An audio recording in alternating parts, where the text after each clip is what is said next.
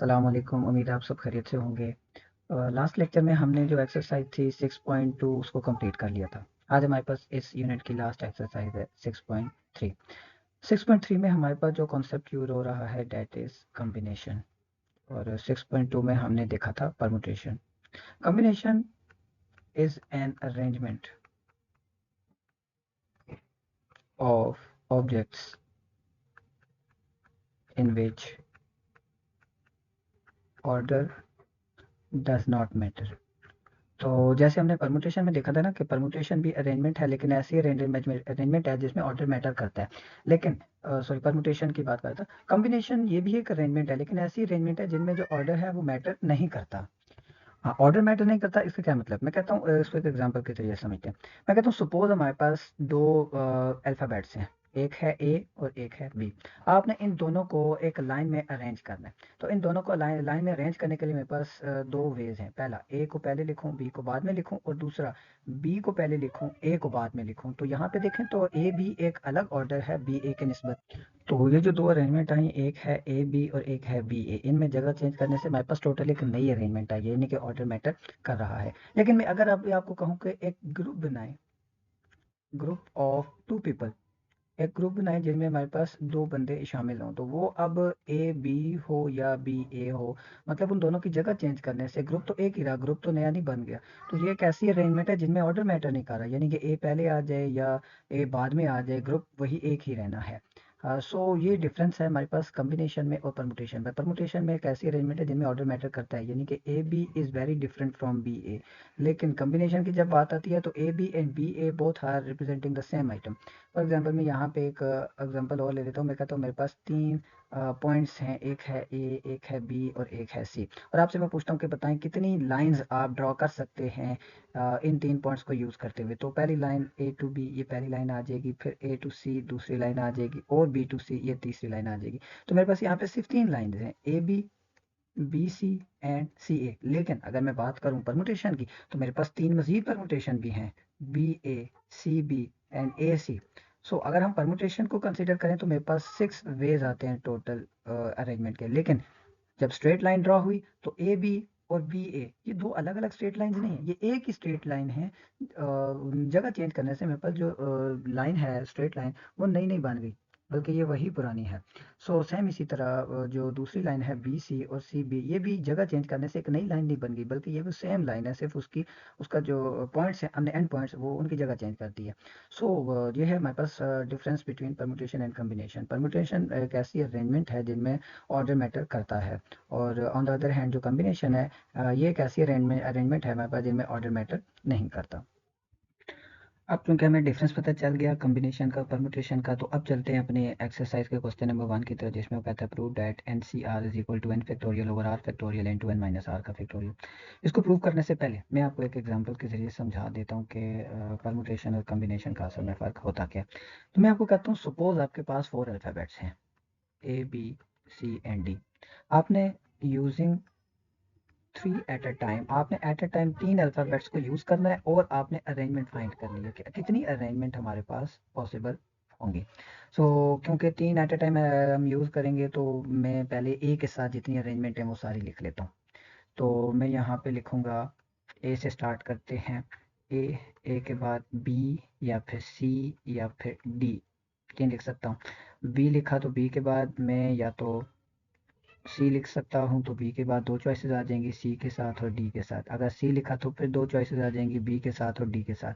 D लिखा तो दो चॉइसेस आ जाएंगी, बी के साथ और सी के साथ। तो ए के साथ मेरे पास जो अरेंजमेंट आ गई वो मैं लिख लेता हूँ। पहली ए बी सी, उसके बाद ए बी एंड डी, उसके बाद ए सी बी, उसके बाद A C D, A D B, and last A D C. ये वो अरेंजमेंट्स हैं जो मैंने ए के साथ जो मैं ए के साथ लिख सकता हूँ, यानी कि जिनके स्टार्ट में ए आता है। अब मैं स्टार्ट में बी के साथ देखता हूँ कि बी के साथ वो कौन कौन सी अरेंजमेंट्स हैं जो मैं लिख सकता हूँ। बी के बाद ए या फिर सी या फिर डी, ये पॉसिबल है। अगर मैंने ए लिखा तो दो चॉइसेस रह जाएंगी, सी या डी। अगर सी लिखा तो दो चॉइसेस रह जाएंगी, ए या डी। और अगर डी लिखा तो दो चॉइसेस रह जाएंगी, ए या सी। तो बी के साथ जब मैं लिखूंगा तो बी के साथ कौन कौन सी अरेंजमेंट्स आ जाएंगी, B A C, B A D, उसके बाद आ जाएगा मेरे पास B C A, B C ए, उसके बाद आ जाएगा B C D, B C D, then B D A and B D C. B के साथ मेरे पास ये आ गई अरेंजमेंट्स। देन सी के साथ देखते हैं कि जब हम स्टार्ट में सी लिखेंगे तो सी के साथ कितनी अरेंजमेंट्स आएंगी। सी के बाद या ए लिख सकता हूँ, या बी लिख सकता हूँ, या डी लिख सकता हूँ। अगर ए लिखा तो या बी लिखूंगा या डी लिखूंगा, अगर बी लिखा तो या ए लिखूंगा या डी लिखूंगा, और अगर डी लिखा तो या ए लिखूंगा या बी लिखूंगा। तो सी के साथ कौन कौन सी अरेंजमेंट्स हैं? पहला सी ए बी, उसके बाद C A D. C A D second arrangement आ। थर्ड अरेंजमेंट है मेरे पास C B and A. Fourth arrangement है मेरे पास C B and D. Fifth arrangement है C into D into A, और लास्ट है सी डी एंड बी। ये वो अरेंजमेंट्स हैं जो मैं सी के साथ लिख सकता हूँ। और लास्ट मेरे पास वो अरेंजमेंट्स जिनके आखिर में डी आता है। तो डी के साथ अरेंजमेंट लिखते हैं तो डी आ सकता है, डी के बाद ए या बी या सी। अगर ए है तो या बी लिख सकता हूँ या सी लिख सकता हूँ, बी है तो या ए लिखूंगा या सी लिखूंगा, सी है तो या ए लिखूंगा या बी लिखूंगा। सो डी के साथ जो जो अरेंजमेंट है वो भी मैं लिख लेता हूँ। पहली है डी ए बी, उसके बाद है मेरे पास D A C, then D B A and D B C, D C A and D C B. तो ये मेरे पास टोटल अरेंजमेंट कितनी है? आपके पास अल्फाबेट्स थे फोर, फोर में से आपने चूज किया एट टाइम थ्री को, फोर पी थ्री, यानी कि फोर का factorial over four minus three का फैक्टोरियल, यानी कि ये आपके पास आए 24। लेकिन इन 24 में जब हम कॉम्बिनेशन की बात करते हैं तो कुछ वैल्यूज ऐसी हैं जो सेम नंबर्स पे से मिलकर बनी है, जैसे ए बी सी। ये तीन अल्फ़ाबेट्स सेम हैं। सेम इसी तरह ए बी सी, वही सेम अल्फ़ाबेट्स यूज़ हो रहे हैं।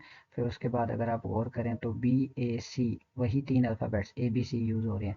यहाँ पे आप देखें तो वही तीन अल्फ़ाबेट्स बी सी ए।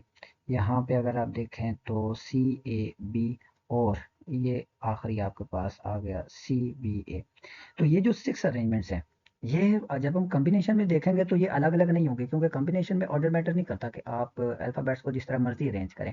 ये एक को ही डिनोट करेंगे, A B C, A C B, B A C, B C A, C A B और सी बी ए। ये सारे एक ही अरेंजमेंट को हमारे पास डिनोट कर रहे होंगे। सेम इसी तरह अगर मैं देखूँ ए बी डी को, तो ये एक, और उसके बाद ए डी बी, ये मेरे पास आ जाएगा दूसरा कॉम्बिनेशन, और बी ए डी थर्ड आ जाएगा मेरे पास, और उसके बाद बी ए डी ये फोर्थ, इसके बाद डी ए बी ये आ जाएगा मेरे पास फिफ्थ, और डी बी ए। ये जो मेरे पास सिक्स नए अरेंजमेंट्स आई हैं ये भी बिल्कुल एक ही हैं कॉम्बिनेशन के नज़र से जब हम देखेंगे। तो ये भी कितनी मरतबा रिपीट हो रही है? तो one two three four five and six. पहले जो हमने फिगर, पहले जो हमने देखा था पैटर्न, वो भी सिक्स मरतबा रिपीट हो रहा था, ये भी सिक्स मरतबा रिपीट हो रहा है।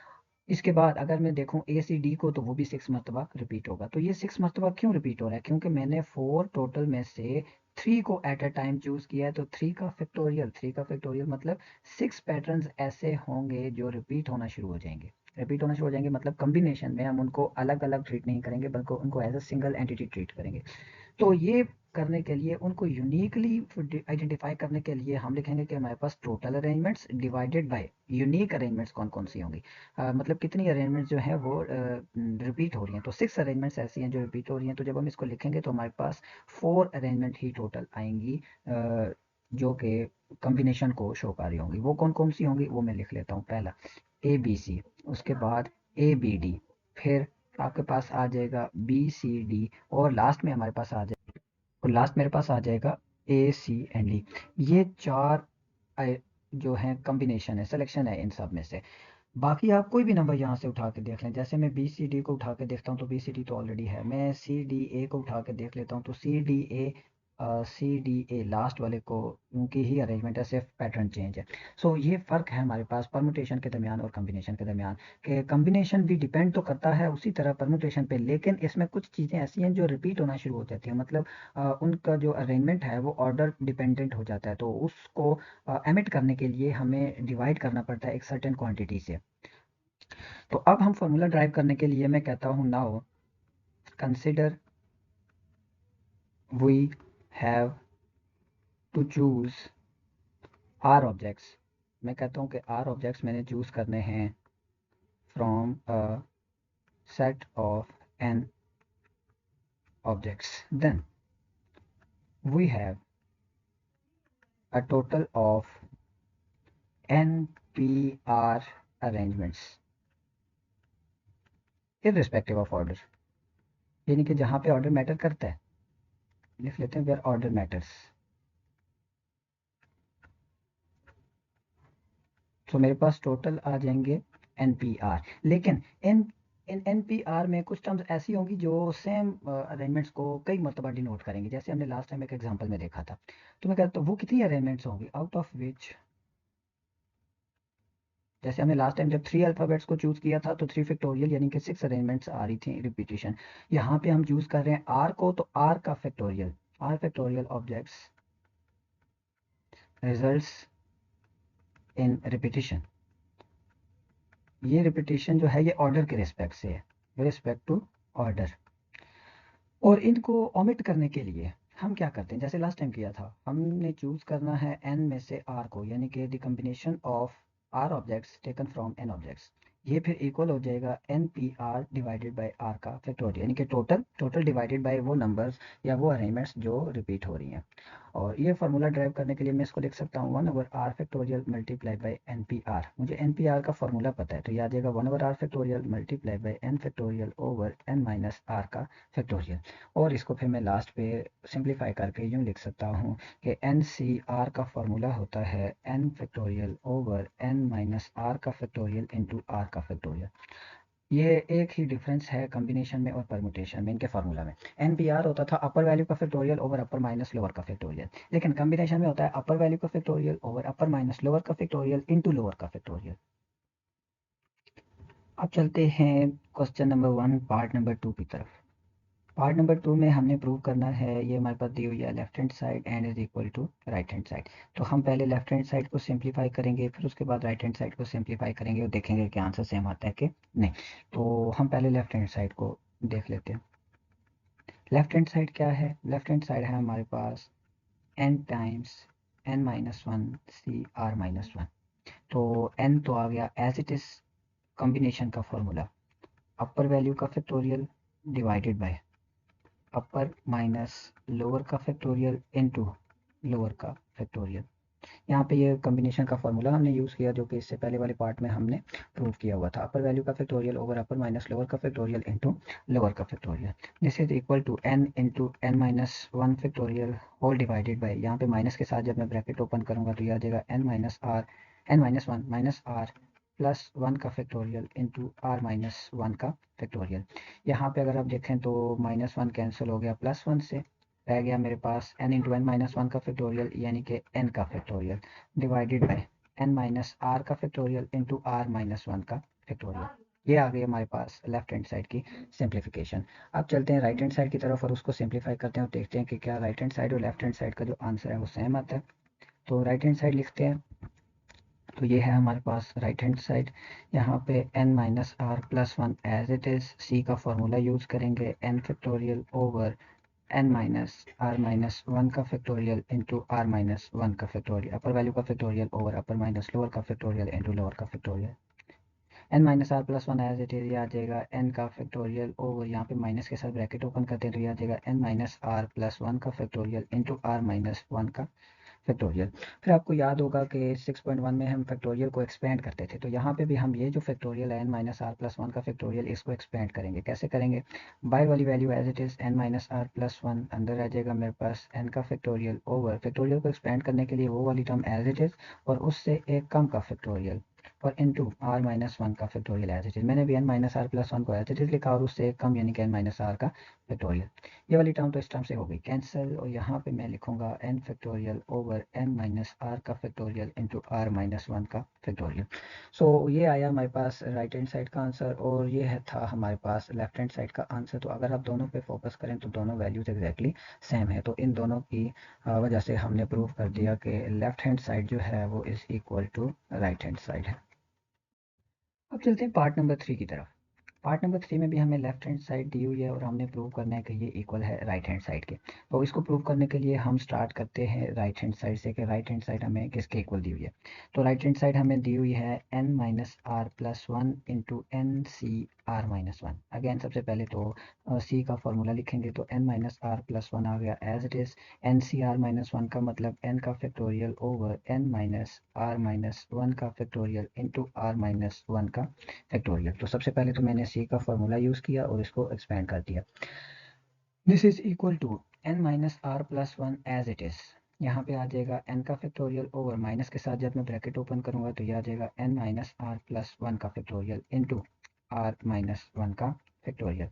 अगेन जैसे हमने इससे पहले क्वेश्चन में भी किया है, तो ये जो टर्म है n minus are plus one, इसको एक्सपेंड करेंगे तो ये आ जाएगा n minus are plus one into n factorial divided by n minus are plus one, ये टर्म एज इट इज़, और इससे एक कम यानी कि n माइनस आर का factorial into are minus one का फैक्टोरियल एज इट इज़। इसको करने से क्या फ़ायदा हुआ, n minus are plus one वाली टर्म जो है वो n minus are plus one से हो गई कैंसिल, मेरे पास रह गया n factorial over n minus are का factorial into are minus one का फैक्टोरियल। ये एनसीआर का फॉर्मूला हो सकता है अगर यहाँ पे r माइनस वन के फैक्टोरियल के बजाय r का फैक्टोरियल होता। तो इसको r का फैक्टोरियल बनाने के लिए मैं r से मल्टीप्लाई भी करता हूँ, r इंटू एन का factorial divided by n minus are का factorial into r into N minus are minus one का फैक्टोरियल। मैंने क्या किया, मैंने न्यूमरेटर में मल्टीप्लाई भी किया और डिनोमिनेटर में भी मल्टीप्लाई कर दिया r से। उससे क्या फ़ायदा हुआ, r इंटू एन का factorial over n minus are का फैक्टोरियल इंटू ये जो टर्म है r into are minus one का फैक्टोरियल, ये बन जाएगा r का फैक्टोरियल। सो अगर आप r के अलावा बाकी टर्म पे फोकस करें तो ये फार्मूला बन जाएगा मेरे पास NCR का, तो इसकी जगह मैं लिखूंगा NCR और ये मेरे पास इक्वल है लेफ्ट हैंड साइड। अब चलते हैं पार्ट नंबर 4 की तरफ। पार्ट नंबर 4 में हमें लेफ्ट हैंड साइड को इक्वल प्रूव करना है राइट हैंड साइड से, तो हम लेफ्ट हैंड साइड से स्टार्ट करते हैं और राइट हैंड साइड में हमें पता है कि NCR का फॉर्मूला, तो हम लेफ्ट हैंड साइड को एक्सपेंड करेंगे और देखेंगे कि क्या वो उसी फॉर्मूले के इक्वल आता है या नहीं आता। लेफ्ट हैंड साइड है मेरे पास n minus one C are minus one plus n minus one C R, दोनों जगह पे मैं कॉम्बिनेशन का फॉर्मूला यूज़ करूँगा। फर्स्ट पार्ट ये आ जाएगा n माइनस वन का factorial divided by n minus one minus are minus one का factorial into are minus one का फैक्टोरियल, अपर वैल्यू का factorial over upper minus lower का फैक्टोरियल इंटू लोअर का factorial. Same इसी तरह second part में भी मैं यही फार्मूला यूज़ करूँगा, अपर वैल्यू का factorial divided by n minus one minus are का फैक्टोरियल इंटू आर का फैक्टोरियल, अपर वैल्यू का factorial over upper minus lower का फैक्टोरियल इंटू लोअर का फैक्टोरियल। सिंप्लीफाई करेंगे तो ये आ जाएगा मेरे पास n माइनस वन का फैक्टोरियल ओवर, मैं माइनस के साथ जब ब्रैकेट ओपन करूंगा तो ये आ जाएगा n minus one minus are plus one का factorial into are minus one का फैक्टोरियल प्लस सेकेंड टर्म देख लेते हैं, तो n माइनस आर का फैक्टोरियल होल डिवाइडेड बाई, इस फर्स्ट टर्म को मैं लिख सकता हूँ n minus are minus one का फैक्टोरियल और इंटू आर का फैक्टोरियल आ गया एज इट इज़। यहाँ से जो फर्स्ट टर्म है इसमें देखें तो माइनस वन कैंसिल हो गया, प्लस वन से क्या रह गया मेरे पास, मैं लिख लेता हूँ इसको।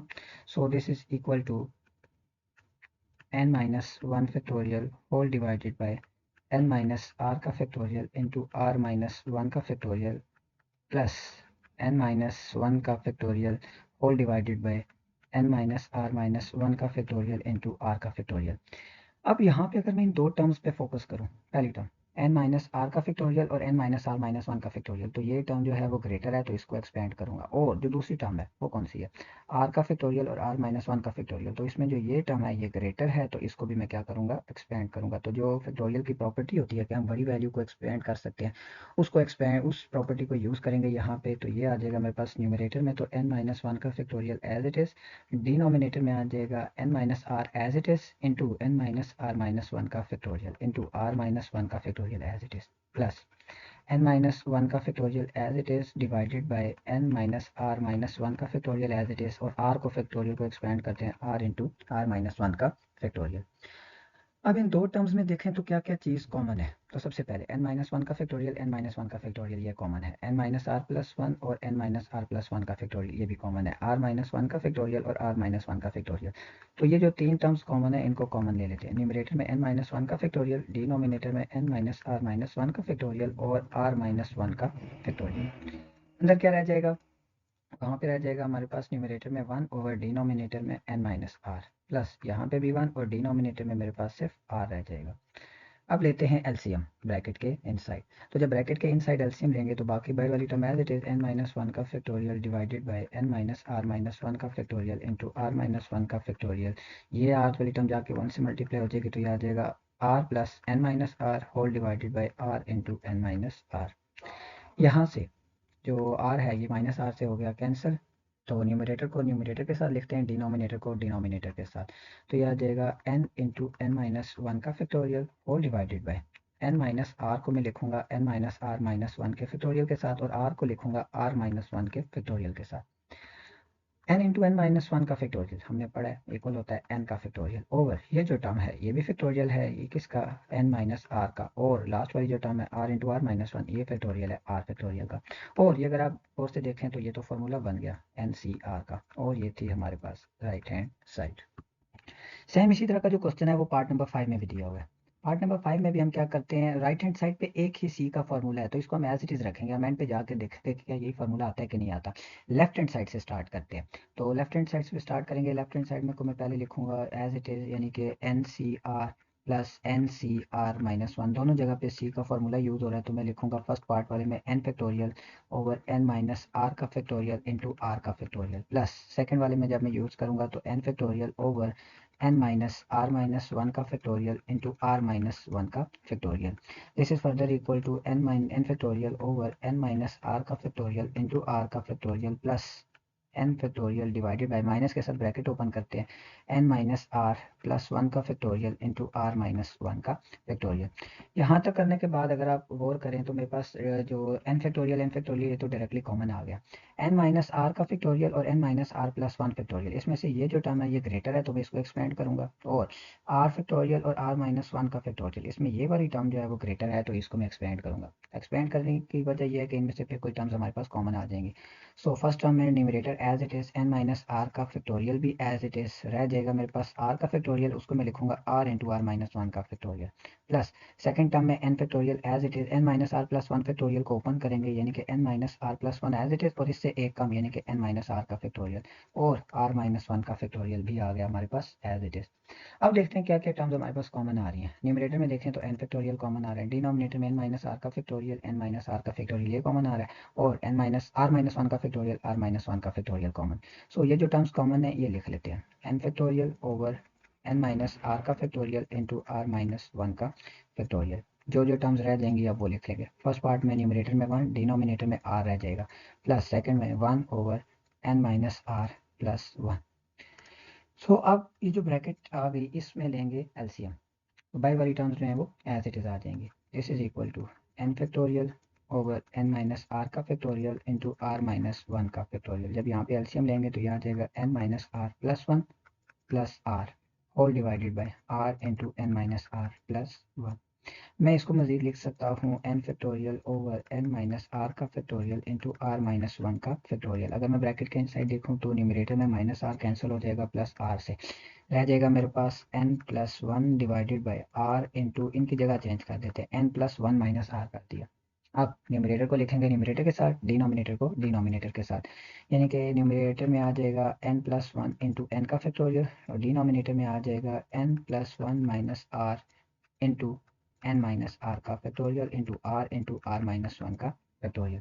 न्यूमरेटर पे अगर आप फोकस करें तो न्यूमरेटर तो बन रहा है फैक्टोरियल n प्लस वन का, तो यह आ जाएगा n प्लस वन का फैक्टोरियल डिवाइडेड बाई डिनोमिनेटर में भी n plus one minus are का फैक्टोरियल इंटू आर का फैक्टोरियल, और ये फॉर्मूला बन जाएगा n plus one C R, यानी कि अपर वैल्यू का factorial over upper minus lower का फैक्टोरियल इंटू लोअर का फैक्टोरियल इक्वल होता है n plus one C R, और ये इक्वल है हमारे पास राइट हैंड साइड। अब चलते हैं पार्ट नंबर 6 की तरफ। पार्ट नंबर 6 की तरह का क्वेश्चन, बल्कि सेम क्वेश्चन हमने एक्सरसाइज 6.1 में भी किया हुआ है। तो यहाँ पे भी हम स्टार्ट करते हैं लेफ्ट हैंड साइड से। लेफ्ट हैंड साइड पे मैं गिवन दिया हुआ है 2n तो सबसे पहले c का फॉर्मूला, यानी कि 2n का factorial over 2n minus n का फैक्टोरियल इंटू n का फैक्टोरियल। यहाँ पे अगर आप देखें तो मैं इसको लिख सकता हूँ, 2n फैक्टोरियल को ओपन करूँगा तो 2n into 2n minus one into 2n minus two, चलते चलते मेरे पास आ जाएगा 4 3 2 and 1 whole divided by 2n minus n, यानी कि n का फैक्टोरियल इंटू n का फैक्टोरियल। फिर अगर आप फोकस करें न्यूमरेटर में तो आपके पास ये टर्म इवन है, ये टर्म इवन है, ये टर्म इवन है, और ये टर्म इवन है, तो जो जो टर्म्स इवन है उनको एक जगह लिखते हैं। तो इवन वाली टर्म्स कौन कौन सी हैं, 2n माइनस टू, चलते चलते मेरे पास आ जाएगा 4 और 2, और जो टर्म्स ऑड हैं वो कौन कौन सी हैं, 2n minus one, 2n minus three आएगा, फिर उसके बाद 3 और फिर 1, यानी कि जो ऑड वाली टर्म्स है वो एक जगह लिखते हैं। 2n माइनस वन से ये टर्म स्टार्ट हो रही हैं और 3 और 1 तक जा रही हैं, और होल डिवाइडेड बाई डिनोमिनेटर मेरे पास आ जाएगा एज इट इज़, यानी कि n का फैक्टोरियल इंटू n का फैक्टोरियल। अगर आप रेड वाली टर्म्स के ऊपर फोकस करें तो हर टर्म में 2 कॉमन आ रहा है, तो मैं हर टर्म में से जो 2 है वो कॉमन ले लेता हूँ। पहले में से 2 कॉमन लूंगा तो n ही रह जाएगा, सेकंड में से 2 को कॉमन लूंगा तो n माइनस वन, n-1 चलते चलते यहाँ पे 2 को कॉमन लूँगा तो 2 रह जाएगा, और लास्ट पे 2 को कॉमन लूँगा तो 1 रह जाएगा। ब्लैक वाली टर्म्स इनको मैं सिर्फ रीअरेंज करके लिख लेता हूँ 1 into 3 into 5 up to so on 2n-1, क्योंकि जगह चेंज करने से आंसर पे कोई फर्क नहीं पड़ता। Divided by denominator as it is n का फैक्टोरियल इंटू n का factorial. This is further equal to, अगर आप और करें तो जो जो 2 हमने कॉमन लिया है वो 2 आपस में मल्टीप्लाई हो जाएंगे। अब ये कितने 2 हैं, ये n है, n 2 आपस में क्या हो रहे हैं, मल्टीप्लाई हो रहे हैं, तो ये आ जाएगा 2 raise to the power n। बाकी क्या रह जाएगा, n n-1 चलते चलते 3 2 एंड 1। ये वो टर्म्स रह जाएंगे जिनमें से हमने 2 को कॉमन ले लिया, और बाकी term as it is 1 3 5 up to so on end पे आ जाएगा 2n-1 and whole divided by denominator as it is n factorial into n का फैक्टोरियल। अगर आप गौर करें न्यूमरेटर में तो 2 raise to the power n तो आ गया एज इट इज, इसके अलावा जो बाकी टर्म है वो है n का factorial, n into n-1 into n-2 up to n तक, और जो सेकंड ब्रैकेट है वो एज इट इज आ जाएगी 1 3 5 up to so on 2n-1 and whole divided by n factorial into n factorial. n factorial से हो गया कैंसिल, मेरे पास रह गया 2 raise to the power n into 1 3 5 up to so on 2n-1 and whole divided by n का factorial, और ये है आपके पास राइट हैंड साइड। जो पार्ट नंबर 7 है ये एक इंपॉर्टेंट पार्ट है, क्योंकि इसी पार्ट के बेस पे हमारे पास इसी एक्सरसाइज में कुछ क्वेश्चन हैं जो भी सॉल्व होने वाले। इसमें कहता है कि if N C P is equal to N C q then P is equal to q और P plus Q is equal to n. So पहला पार्ट तो ऑब्वियस है, पहले पार्ट में हमने ये प्रूव करना, पहले पार्ट में हमें उसने गिवन दिया हुआ है कि if N C P is equal to N C Q, तो यहाँ पे पहली बात तो स्ट्रेट फॉरवर्ड है कि अगर एन एन के इक्वल है तो P इक्वल होगा क्यू के, this implies P is equal to Q. Second part जो है यानी कि P plus Q is equal to N, इसको प्रूव करने के लिए मैं आपको लेट सपोज एक वो टर्म देता हूँ, मैं कहता हूँ आप फाइंड करें N C N minus P. N C N minus P में जब मैं सी का फॉर्मूला लिखूंगा तो यह आ जाएगा N factorial over N minus p का factorial into N minus p का फैक्टोरियल। मैं इसको फर्दर लिख सकता हूँ n factorial over N minus n plus p का factorial into N minus p का फैक्टोरियल, यानी कि यहाँ से n माइनस एन से कैंसिल हो गया तो रह जाएगा n factorial over p factorial into N minus p का फैक्टोरियल। ठीक है, ये तो इक्वल है एन सी पी के अपर वैल्यू का factorial over upper minus lower का फैक्टोरियल इंटू लोअर का फैक्टोरियल। तो यहाँ से हमें एक बहुत ही इंपॉर्टेंट रिजल्ट मिलता है कि एन सी पी हमेशा इक्वल होता है, N C N minus P और एन सी पी ये दोनों की वैल्यूज हमेशा क्या होती हैं, इक्वल होती हैं। सो मैं स्टार्ट करता हूँ, मैं लिखता हूँ सेकेंड पार्ट को प्रूव करने के लिए मुझे गिवन दिया गया है वो ये है कि एन सी पी इक्वल है एन सी क्यू के, इसको नाम दे देते हैं पार्ट 1। लेकिन अभी मैंने एक आइडेंटिटी प्रूव की, वो ये कि एन सी पी जो है वो इक्वल होता है N C N minus P. ये आ गई इक्वेशन नंबर 2। अब अगर आप कंपेयर करें इक्वेशन 1 और इक्वेशन 2 को, तो इन दोनों की जो लेफ्ट हैंड साइड है वो इक्वल है, यानी कि equation 1 and equation 2 left hand side अगर इनकी सेम है तो इनकी राइट हैंड साइड भी सेम होगी, यानी कि एन सी क्यू इक्वल होगा N C N minus P. अब वो पहले वाली आइडेंटिटी यूज करते हैं, एन एन के इक्वल है तो क्यू इक्वल होगा एन माइनस पी के, यानी कि this implies Q is equal to N minus P. यहाँ से पी को दूसरी साइड जब लेकर जाएंगे तो Q plus P is equal to N, और ये चीज़ हमने प्रूव करनी थी। तो ये हमें बहुत इंपॉर्टेंट रिजल्ट मिलता है। ये रिजल्ट ये कहता है कि अगर आपके पास एन सी पी इक्वल हो एन सी क्यू के, तो या तो ये दो टर्म्स आपस में इक्वल होंगी या इन दोनों को ऐड करने से आंसर एन आ जाएगा, और ये तभी होगा जब इनकी अपर वैल्यू एग्जैक्टली सेम होगी। अब चलते हैं इस क्वेश्चन के पार्ट नंबर 8 की तरफ। सो पार्ट नंबर 8 में उसने हमें गिवन ये प्रूव करने के लिए कहा है कि ये लेफ्ट हैंड साइड है आपके पास और इसको प्रूव करो राइट हैंड साइड के ऊपर। तो अगेन हम स्टार्ट करेंगे इसकी लेफ्ट हैंड साइड से, सिंप्लीफाई करेंगे और देखेंगे कि क्या आंसर हमारे पास इसकी राइट हैंड साइड के इक्वल आता है कि नहीं।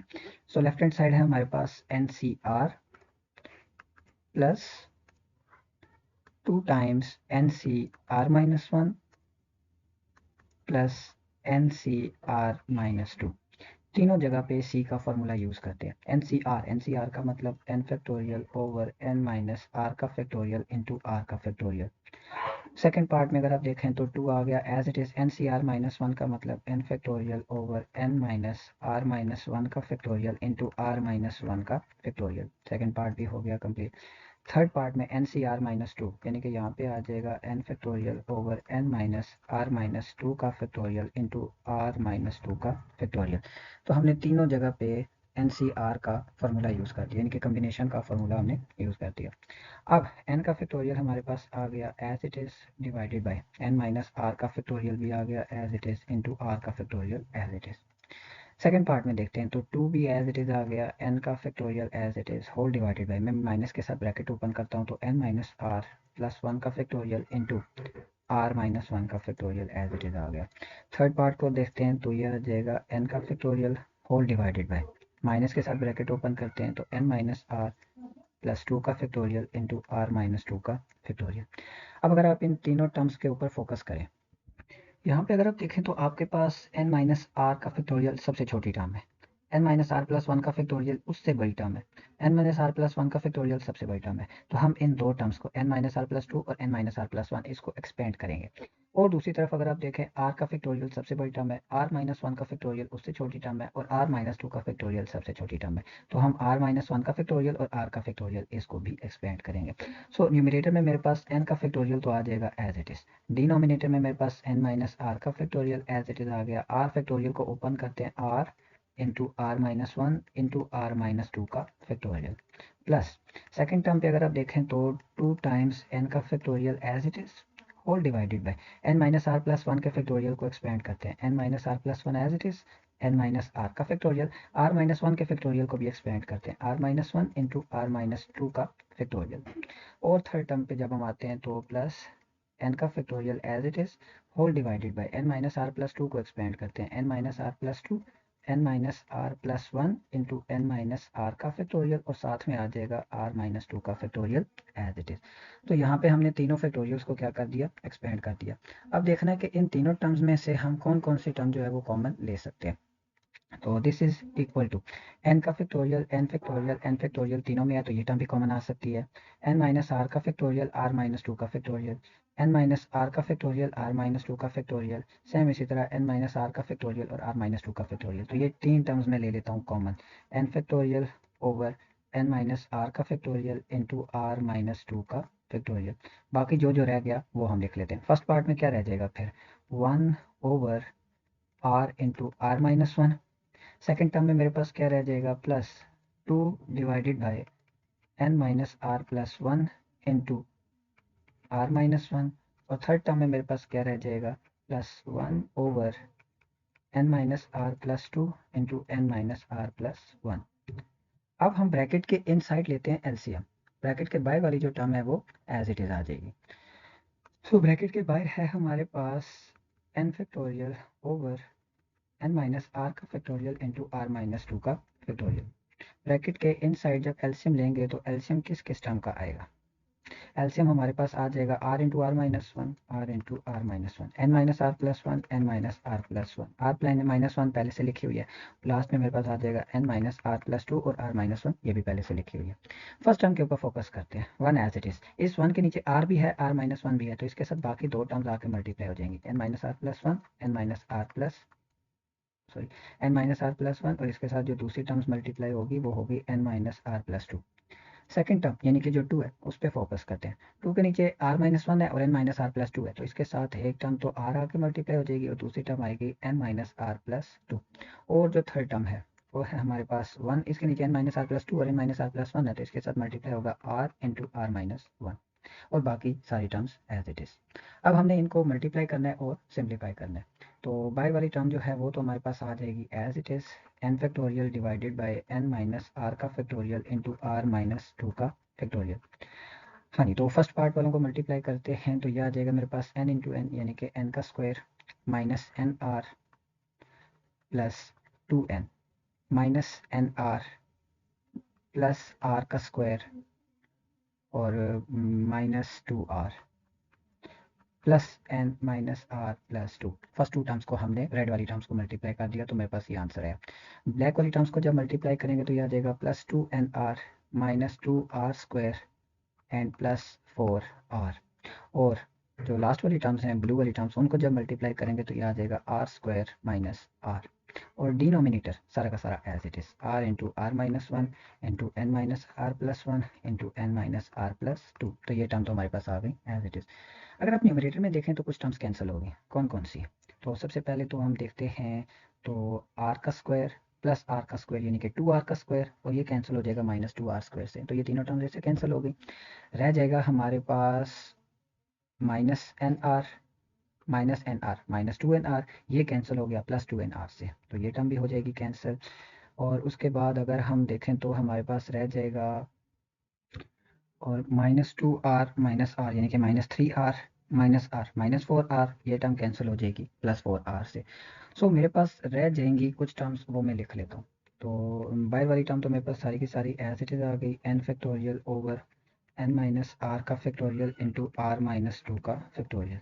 यहाँ पे रह जाएगा n² plus 2n plus n यानी कि +3n प्लस 2, और डिनोमिनेटर सारा का सारा as it is r into r-1 into n-r+1 into n-r+2।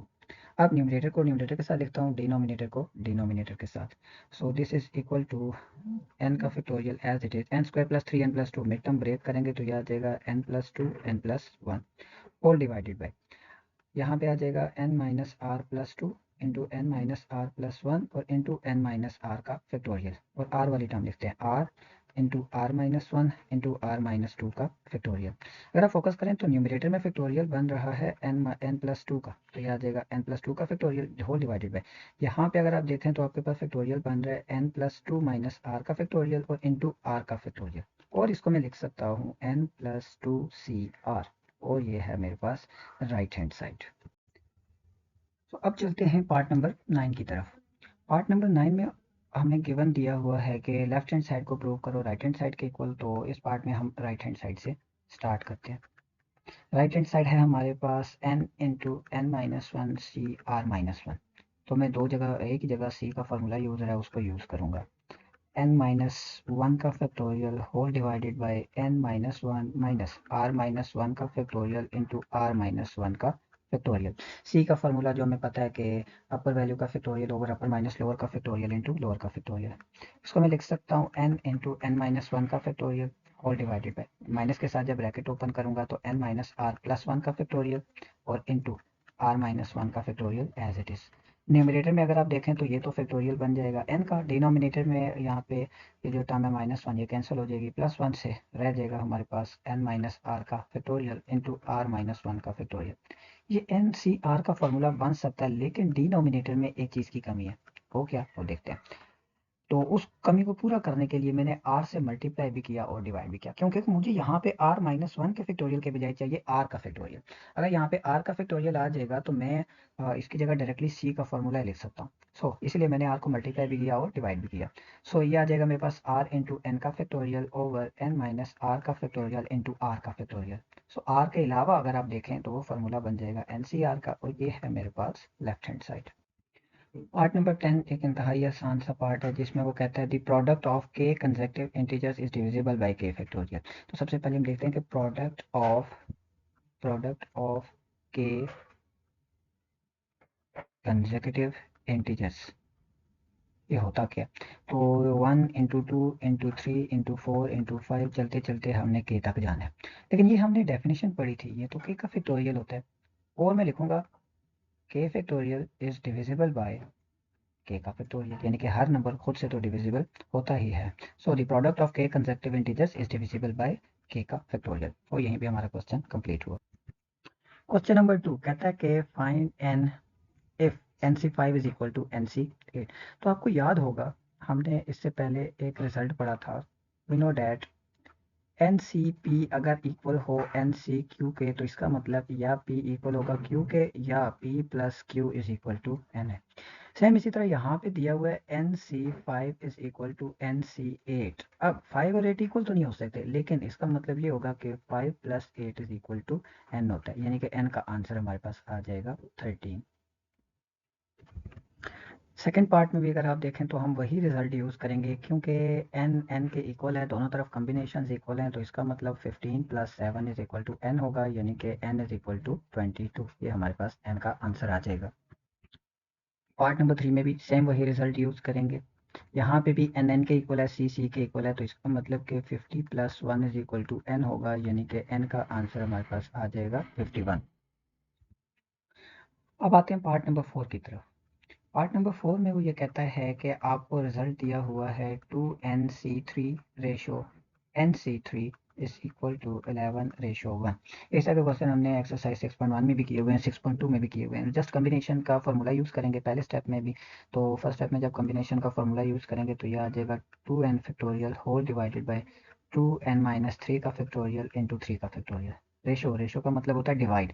NC3 का मतलब n फैक्टोरियल ओवर n-3 का फैक्टोरियल इंटू 3 का factorial and is equal to 11 divided by 1। तो सबसे पहले तो हमने सी की जगह उसका फॉर्मूला लिखा और रेशो को चेंज कर दिया डिवाइड में। 2n फैक्टोरियल को एक्सपेंड करते हैं। मैं इसको लिख सकता हूँ 2n into 2n-1 into 2n-2 into 2n-3 का factorial whole divided bye 2n-3 का फैक्टोरियल आ गया एज इट इज। डिवीजन को जब चेंज करते हैं मल्टीप्लिकेशन में तो आपको पता है सेकंड टर्म का रेसिप्रोकल हो जाता है, यानी कि n-3 का फैक्टोरियल इंटू 3 का factorial whole divided by n का फैक्टोरियल। तो n फैक्टोरियल को भी मैं यहाँ पे एक्सपेंड करता हूँ, n into n-1 into n-2 into n-3 का फैक्टोरियल, और दूसरी तरफ हमारे पास रह जाएगा 11/1 यानी कि 11। यहाँ से अगर आप देखें तो कुछ टर्म्स कैंसिल हो रही हैं। 2n-3 का फैक्टोरियल 2n-3 के फैक्टोरियल से कैंसिल, और उसके बाद सॉरी इसके साथ 3 का फैक्टोरियल भी है। 3 का फैक्टोरियल 3 के फैक्टोरियल से कैंसिल, n-3 का फैक्टोरियल n-3 के फैक्टोरियल से हुआ कैंसिल। सो जो जो टर्म्स मेरे पास रह जाएंगी अब मैं वो लिखूंगा। सो अगर मैं लेफ्ट हैंड साइड पे देखो तो यहाँ पे n भी कैंसिल हो रहा है, n से क्या रह गया, this is equal to 2 into 2n-1। अगर आप ऊपर करें तो यहाँ पे भी 2 कॉमन है, तो यहाँ से भी मैं 2 कॉमन ले लेता हूँ, तो रह जाएगा n-1 और डिवाइडेड बाय डिनोमिनेटर में मेरे पास रह जाएगा n-1 into n-2 and is equal to 11। यहाँ से एक और टर्म कैंसिल हो गई, n-1 कैंसिल हो गया n-1 के साथ। अब ये जो टर्म यहाँ पे डिवाइड हो रही है उसको दूसरी, अब देखते हैं कि बाकी क्या रह गया मेरे पास। अगर मैं लेफ्ट हैंड साइड पे देखूँ तो 2 4 इंटू 2n-1 और दूसरी तरफ रह जाएगा 11 इंटू n-2। ब्रैकेट ओपन करते हैं तो 8n-4 is equal to 11n-22। यहाँ से मैं लिख सकता हूँ -4 plus 22 is equal to 11n-8n, यानी कि 18 इज इक्वल टू 3n, और यहाँ से मेरे पास n का आंसर आ गया 6। अब आते हैं इसके पार्ट नंबर 5 की तरफ। पार्ट नंबर 5 में भी सेम उसी तरह का एक रिलेशन दिया हुआ है, जिसमें मैं बताया हुआ है कि n-6 ratio n-3c3 is equal to 33:4। So C की जगह उसकी वैल्यू पुट करेंगे तो यह आ जाएगा n फैक्टोरियल ओवर n-6 का फैक्टोरियल इंटू 6 का फैक्टोरियल। रेशो का मतलब होता है डिवाइड, इंटू यह आ जाएगा n-3 का फैक्टोरियल डिवाइडेड बाय n-3 का फैक्टोरियल इंटू 3 का factorial is equal to right hand side पे आ जाएगा 33 divided by 4। This is further equal to n factorial को मैं एक्सपेंड कर सकता हूँ, यानी कि n into n-1 into n-2 into n-3 का फैक्टोरियल होल डिवाइडेड बाय, यहाँ पे मैं लिख सकता हूँ n-6 का फैक्टोरियल इंटू 6 का फैक्टोरियल। डिवीजन को जब चेंज करते हैं मल्टीप्लिकेशन में तो सेकंड टर्म का रेसिप्रोकल हो जाता है, यानी कि यह आ जाएगा n-6 का फैक्टोरियल इंटू 3 का फैक्टोरियल डिवाइडेड बाय n-3 का factorial and is equal to 33 divided by 4। यहाँ से कुछ टर्म्स कैंसिल हो जाएंगी, जैसे n-6 का फैक्टोरियल कैंसिल हो गया n-6 फैक्टोरियल से, n-3 का फैक्टोरियल कैंसिल हो गया n-3 के फैक्टोरियल के साथ। तो मेरे पास क्या रह जाएगा, यहाँ पे मैं लिखूंगा n into n-1 into n-2 whole divided by 6 factorial. 6 factorial आ जाएगा हमारे पास 6 इंटू 5 इंटू 4 इंटू 3 का फैक्टोरियल मल्टीप्लाई बाई 3 का factorial is equal to 33 divided by 4। मैं न्यूमरेटर को यहाँ से 3 फैक्टोरियल से हुआ कैंसिल, 4 से हो गया कैंसिल, 6 और 5 को ले जाएंगे दूसरी साइड पे। यहाँ पे ये 3 नंबर्स मल्टीप्लाई हो रहे हैं तो इनको मल्टीप्लाई कर देते हैं। तो इनको मल्टीप्लाई करने से मेरे पास आंसर आ जाएगा n³ minus 3n² plus 2n is equal to 33 multiply by 6 multiply by 5, यानी कि जब इनको कैलकुलेटर में मैं लिखूँ तो आंसर आपके पास आ जाएगा 990। और जब मैं 990 को दूसरी साइड लाऊंगा तो यह आ जाएगा n³ minus 3n² plus 2n minus 990 is equal to 0। ये एक क्यूबिक इक्वेशन बन गई। इस क्यूबिक इक्वेशन को सॉल्व करेंगे using hit and trial method तो मेरे पास आंसर आ जाएगा n इज इक्वल टू 11। क्योंकि वो मेथड हमने डिटेल में किया हुआ है तो इसलिए यहाँ पे मैंने डायरेक्टली आंसर लिख दिया। अब आते हैं इसके पार्ट नंबर 6 की तरफ। पार्ट नंबर 6 में हमें गिवन दिया हुआ है 2nc3 ratio nc2 is equal to 12:1।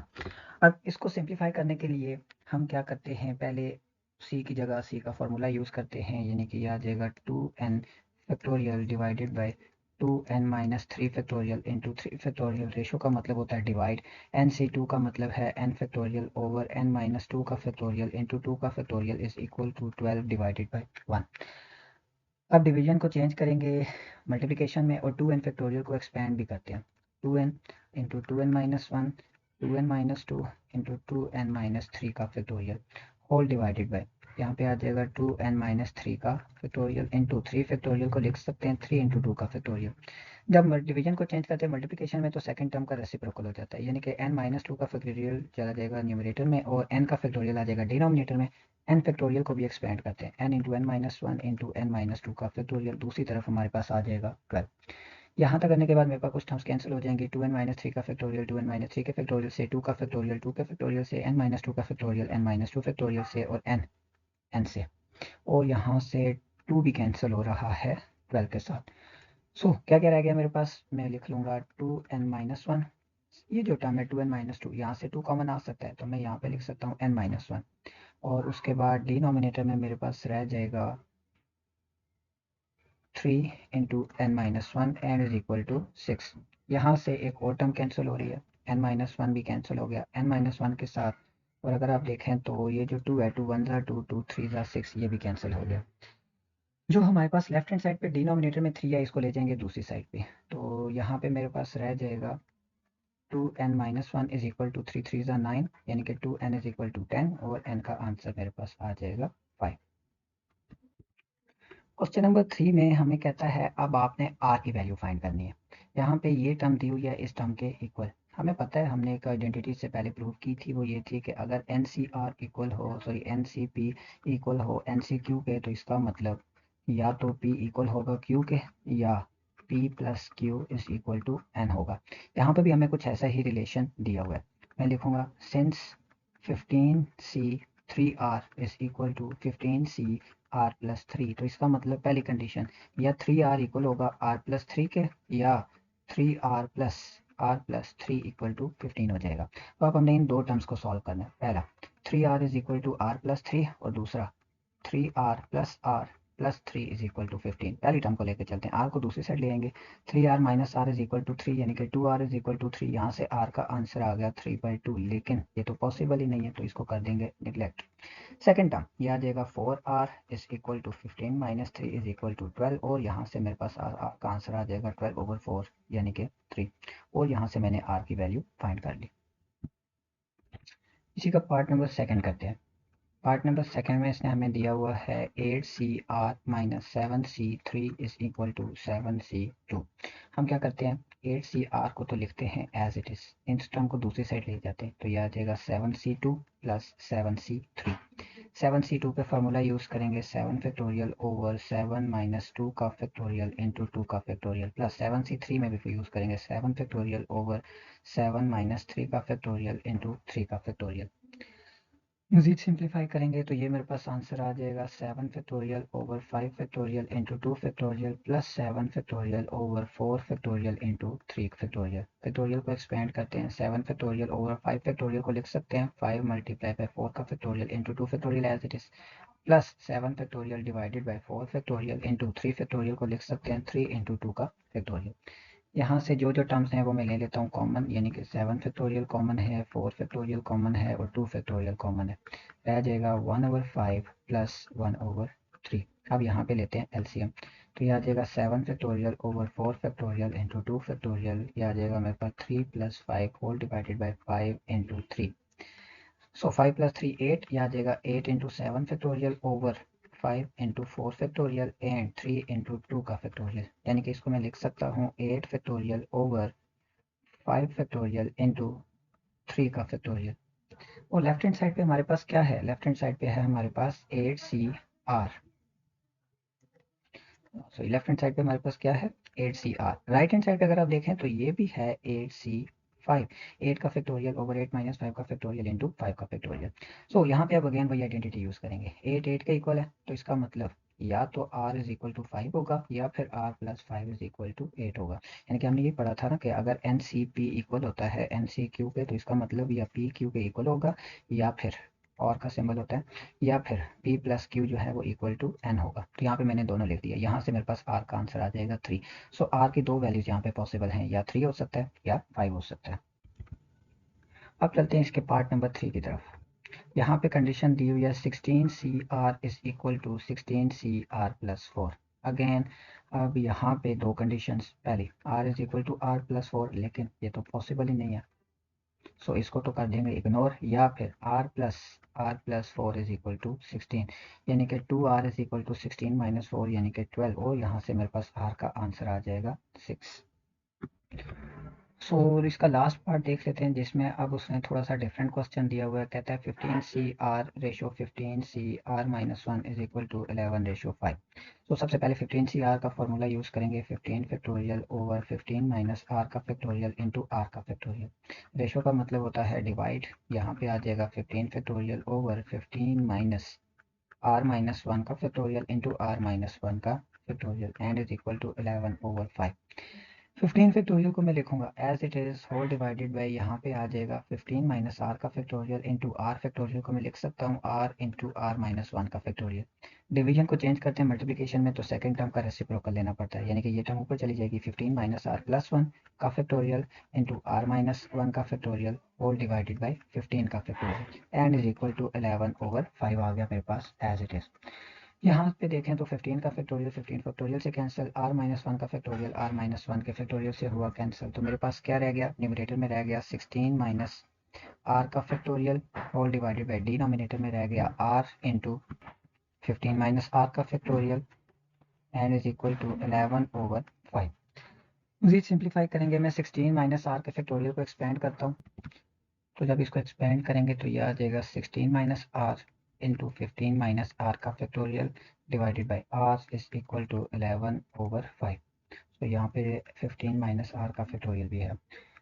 15 minus are का फैक्टोरियल 15 माइनस आर के फैक्टोरियल से हुआ कैंसिल, क्रॉस मल्टीप्लाई करते हैं तो यह आ जाएगा 5 into 16 minus are is equal to 11 R, bracket open करते हैं तो 80 minus 5 R is equal to 11 R. 5 R को दूसरी साइड ले जाते हैं तो यह आ जाएगा 80 is equal to 11 R plus 5 R यानी कि 16 आर, और यहाँ से आर का आंसर आ गया मेरे पास 5। अब क्वेश्चन नंबर जो 4 है, ये एक इंपॉर्टेंट क्वेश्चन है जिसमें वो कहता है find the value of N and R. अब आपने आर की वैल्यू भी फाइंड करनी है और एन की वैल्यू भी फाइंड करनी है, और आपको कंडीशन जो है वो दे दी है। अब ये जो कंडीशन दी हुई है ये तीन तरह की टाइप से, हम क्या करेंगे, पहली दो को कंसीडर करेंगे लेफ्ट हैंड साइड से और पहली दो को कंसीडर करेंगे राइट हैंड साइड से।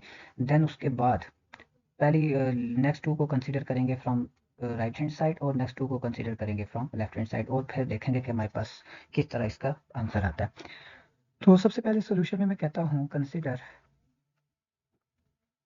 फर्स्ट टू टर्म्स कंसीडर करते हैं, N C R minus 1 ratio N C R, और दूसरी तरफ आ जाएगा 16 रेशो 14। सबसे पहले तो एन की जगह सी की जगह वैल्यूज पुट करते हैं, यानी कि N factorial over N minus plus 1 का फैक्टोरियल इंटू आर माइनस 1 का फैक्टोरियल। मैंने माइनस के साथ डायरेक्टली जो है ब्रैकेट ओपन कर दिए तो साइन चेंज हो जाएगी। रेशो का मतलब डिवाइड, एन फैक्टोरियल का मतलब N factorial over N minus are का फैक्टोरियल इंटू आर का factorial is equal to 6 divided by 14। सब डिवीजन को चेंज करेंगे मल्टीप्लिकेशन में, एन फैक्टोरियल को मैं लिखूंगा as it is, N minus are plus 1 factorial को मैं लिख सकता हूँ N minus are plus 1 into N minus are का फैक्टोरियल, और आर माइनस 1 का फैक्टोरियल आ गया एज इट इज। जब चेंज करते हैं मल्टीप्लिकेशन में तो सेकंड टर्म का रेसिप्रोकल आ जाता है, यानी कि एन माइनस आर का फैक्टोरियल ऊपर चला जाएगा, आर फैक्टोरियल को मैं लिख सकता हूँ आर इंटू आर माइनस 1 का फैक्टोरियल, और डिवाइडेड बाई आ जाएगा N factorial is equal to, यहाँ पे कटिंग हो जाएगी तो ये मेरे पास रह जाएगा 3 डिवाइडेड बाई 7। अब यहाँ पे अगर आप देखें तो कुछ टर्म्स ऑलरेडी कैंसिल हो रही हैं, तो कौन कौन सी टर्म्स हैं, एन फैक्टोरियल कैंसिल हो गया, एन फैक्टोरियल से आर माइनस 1 का फैक्टोरियल, आर माइनस 1 के फैक्टोरियल से एन माइनस आर का फैक्टोरियल, एन माइनस आर के फैक्टोरियल से कैंसिल, तो रह गया मेरे पास r divided by n minus are plus 1 is equal to 3 divided by 7। Cross multiply करते हैं, 7 r is equal to 3 n minus 3 are plus 3। Are की सारी वैल्यूज एक जगह ले आते हैं तो यह आ जाएगा 10 R is equal to 3 times N plus 1, और यहाँ से मैं आर की वैल्यूज निकाल सकता हूँ। यहाँ से मेरे पास आर का आंसर आ जाएगा R is equal to 3 divided by 10 into N plus 1। ये आ गई इक्वेशन नंबर 1। ये इक्वेशन बहुत इंपॉर्टेंट है क्योंकि ये ही यूज़ होगी नेक्स्ट में हमारे पास सेकेंड पार्ट को यूज़ करने के लिए। अब आते हैं सेकेंड कंडीशन के लिए, एंड नाउ कंसिडर। अब हम सेकेंड कंडीशन को लेके चलेंगे, यानी कि नेक्स्ट टू पार्ट्स को, NCR रेशो NCR प्लस 1। तो लेफ्ट हैंड साइड पे हमारे पास आ जाएगा NCR रेशो NCR प्लस 1, और राइट हैंड साइड पे नेक्स्ट टू टर्म्स क्या हैं, 14 रेशो 21। तो लेफ्ट हैंड साइड पे आ जाएगा 14 रेशो 21। सेम वही प्रोसीजर स्टार्ट करते हैं सी के फार्मूले से। तो यह आ जाएगा n factorial over n minus are का फैक्टोरियल इंटू आर का factorial divided by n factorial over n minus are minus 1 का फैक्टोरियल इंटू आर प्लस 1 का factorial is equal to 14 divided by 21। This is further equal to n factorial divided by n minus R factorial को expand करेंगे तो n minus are into n minus are minus 1 का factorial into are का factorial as it is multiply by, जब multiplication में change करते हैं second term का रेसिप्रोकल, यानी कि n माइनस आर माइनस 1 का फैक्टोरियल इंटू आर प्लस 1 का फैक्टोरियल को मैं लिख सकता हूँ r प्लस 1 इंटू आर का factorial and whole divided by n factorial is equal to, यहाँ पे ये टर्म कैंसिल हो जाएगी 7 की वजह से, तो यह आ जाएगा 2 डिवाइडेड बाय 3। यहाँ पे n फैक्टोरियल से कैंसिल, r फैक्टोरियल से cancel, n minus are minus 1 का factorial n minus are minus 1 के फैक्टोरियल से कैंसिल। तो जो टर्म रह जाएंगी वो मैं लिख लूँगा, न्यूमरेटर में रह जाएगा r plus 1 divided by denominator में रह जाएगा n माइनस आर, दूसरी तरफ है मेरे पास 2/3। यहाँ पे मैं करूँगा क्रॉस मल्टीप्लाई, तो 3 जाके r प्लस 1 से मल्टीप्लाई हो जाएगा, तो ये आ जाएगा मेरे पास 3r प्लस 3, ये नेक्स्ट लाइन है, 3r plus 3 is equal to 2n minus 2r। r वाली आइटम्स को एक जगह ले आते हैं तो ये आ जाएगा 3r plus 2r is equal to 2n minus 3, 5r is equal to 2n minus 3। ये आ गई इक्वेशन नंबर 2। अब आपको याद होगा इक्वेशन 1 में हमने ऑलरेडी एक रिलेशन बनाया हुआ था, तो मैं लिखूंगा फ्रॉम, या मैं लिखूंगा यूजिंग इक्वेशन 1 इन इक्वेशन 2। इक्वेशन 1 में से जो r की वैल्यू आई है वो क्या है हमारे पास, तो ये है हमारे पास इक्वेशन 1, r इक्वल है 3/10 n प्लस 1, तो r की जगह लिखेंगे 3/10 n प्लस 1। सो ये मेरे पास क्या बन जाएगा 5 एज इट इज, r की जगह 3/10 n प्लस 1, और दूसरी तरफ आ जाएगा 2n माइनस 3। 5 1 ज़ा 5, 5 2 ज़ा 10, तो ये टर्म यहाँ पे 3 मल्टीप्लाई हो जाएगा, तो ये आ जाएगा 3n प्लस 3। ये जो 2 है दूसरी साइड ले जाते हैं जाके, वहाँ पे मल्टीप्लाई हो जाएगा, यानी कि 4n माइनस 6। इसको मैं लिख सकता हूँ 3 plus 6 is equal to 4n minus 3n, यानी कि 9 is equal to n। n का आंसर आ गया 9। ये एक वैल्यू हमने फाइंड करनी थी। अब ये जो 9 का आंसर आया है इसको यूज़ करेंगे इक्वेशन 1 में, लिखेंगे using value of n in equation 1। तो n इक्वेशन 1 क्या है, r is equal to 3/10 n plus 1, यानी कि 9 प्लस 1, यानी कि 3/10 इंटू 10, 10 10 से हुआ कैंसिल, तो r का आंसर आ गया 3। सो यही हमने फाइंड करना था, r की वैल्यू और n की वैल्यू की तरफ। जैसे फर्स्ट पार्ट किया सेम उसी पैटर्न के ऊपर हमारा सेकंड पार्ट भी होगा। तो पहले दो टर्म्स को कंसीडर करते हैं, वो ये हैं कि NCR माइनस 1 रेशो NCR, ये इक्वल हो जाएगा 3/4। दोनों में फार्मूला पुट करेंगे c का, तो यह आ जाएगा n factorial over n minus are plus 1 का फैक्टोरियल इंटू आर माइनस 1 का फैक्टोरियल, रेशो का मतलब होता है डिवाइड। सेकंड टर्म आ जाएगी n factorial over n minus are का फैक्टोरियल इंटू आर का factorial and is equal to 3 divided by 4। अब डिवीजन को जब चेंज करते हैं मल्टीप्लिकेशन में, तो यह आ जाएगा n factorial over n minus are plus 1 factorial को मैं ओपन करूंगा तो यह आ जाएगा n minus are plus 1 into n minus are का फैक्टोरियल इंटू आर माइनस 1 का factorial as it is. Multiplication में जब चेंज करते हैं तो सेकंड टर्म का रेसिप्रोकल हो जाता है, यानी कि n माइनस आर का फैक्टोरियल इंटू आर का फैक्टोरियल, जिसको मैं लिख सकता हूँ r इंटू आर माइनस 1 का factorial whole divided by n factorial and is equal to 3 divided by 4। यहाँ से कुछ टर्म्स हो जाएंगी मेरे पास कैंसिल, जैसे n फैक्टोरियल से r माइनस 1 का फैक्टोरियल, r माइनस 1 के फैक्टोरियल से n माइनस आर का फैक्टोरियल, n माइनस आर के फैक्टोरियल से जो रह जाएगा हमारे पास वो है r over n minus are plus 1 is equal to 3 divided by 4।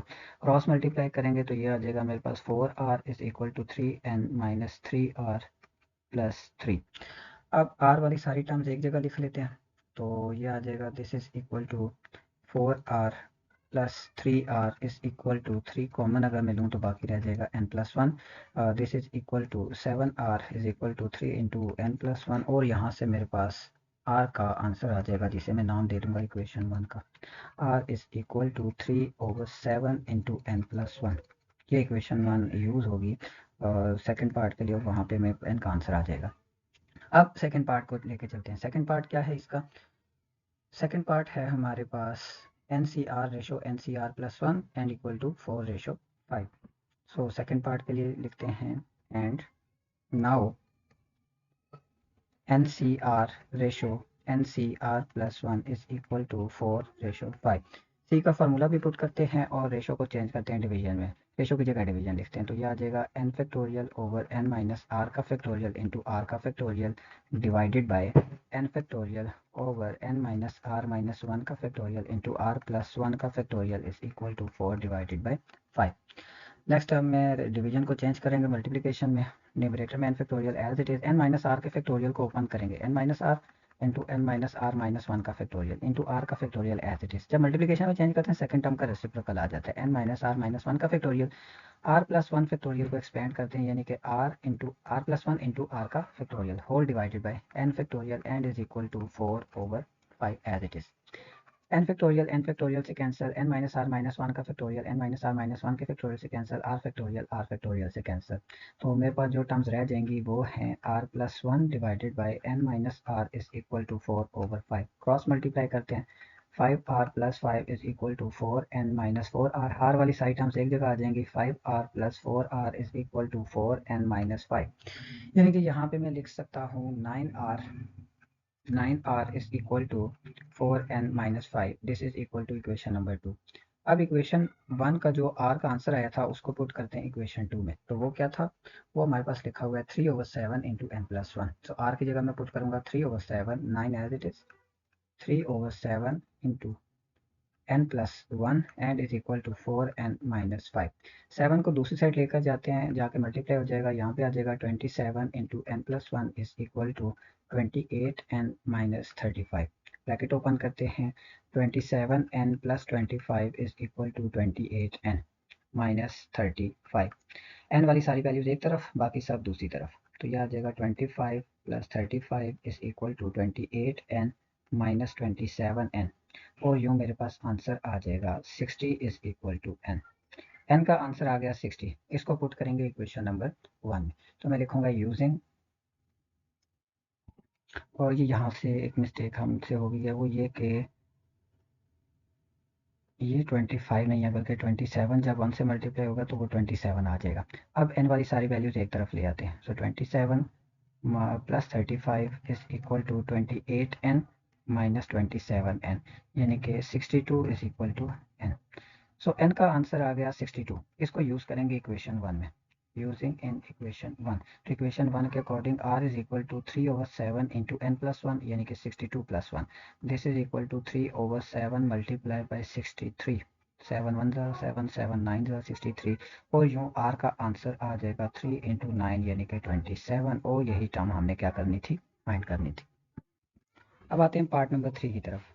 Part number 3 को भी सेम उसी पैटर्न पे सॉल्व करेंगे। पार्ट नंबर 3 में हमें पहले दो कंडीशंस को लेके चलेंगे, यानी कि n plus 1 C are plus 1 ratio N C R is equal to 22 ratio 12। So C की जगह सी का फॉर्मूला, यानी कि n प्लस 1 का factorial over n plus 1 minus are minus 1 का फैक्टोरियल इंटू आर प्लस 1 का factorial divided by n factorial over n minus are का factorial into are का factorial equal to 22 divided by 12 as it is. So this is further equal to n plus 1 into N का factorial को expand किया, divided by यहाँ से ये term होगी cancel, रह जाएगा n माइनस आर का फैक्टोरियल इंटू आर प्लस 1 के फैक्टोरियल को भी एक्सपेंड करते हैं, तो ये आर प्लस 1 इंटू आर का फैक्टोरियल। डिवीजन को जब चेंज करेंगे मल्टीप्लिकेशन में, तो सेकंड टर्म का रेसिप्रोकल, यानी कि n माइनस आर का फैक्टोरियल आर का factorial over n factorial is equal to, यहाँ पे कैंसिल हो जाएंगे ये दो टर्म्स, तो आ जाएगा 11/6। कुछ टर्म्स यहाँ पे भी कैंसिल हो रही हैं, जैसे n का फैक्टोरियल n फैक्टोरियल से, n माइनस आर का फैक्टोरियल n माइनस आर के फैक्टोरियल से, और r का फैक्टोरियल r के फैक्टोरियल से। रह जाएगा मेरे पास n plus 1 over r plus 1 is equal to 11/6। यहाँ पे हम करेंगे क्रॉस मल्टीप्लाई, तो मेरे पास आंसर आ जाएगा 6n plus 6 is equal to 11r plus 11। यहाँ से मैं लिख सकता हूँ 6n is equal to 11n, 6n is equal to 11r plus 11 minus 6, यानी कि 11r प्लस 5, और यहाँ से मेरे पास n का आंसर आ जाएगा 1/6 into 11r plus 5। This is equation number 1। तो इक्वेशन नंबर 1 हमने पहले से एक्सट्रैक्ट कर ली है। अब दूसरी दो कंडीशंस को यूज़ करेंगे और सेकंड इक्वेशन को किसी ना किसी तरह एक्सट्रैक्ट करेंगे। सेकंड कंडीशंस को जो है वो लेके चलते हैं। तो वो है क्या हमारे पास n C r ratio n minus one C are minus one and 12 ratio 6। So क्या सेकंड कंडीशन है मेरे पास n C r ratio n minus one C are minus one and is equal to 12 ratio 6। C का formula n factorial over n minus are का factorial into are का factorial divided by n minus one का factorial divided by n minus one minus are plus one का factorial into are minus one का factorial is equal to 12 divided by 6। Division को change करते हैं multiplication में, तो n factorial को मैं लिख सकता हूँ n into N minus one का फैक्टोरियल डिवाइडेड बाय यहाँ पे आ जाएगा n माइनस आर का फैक्टोरियल।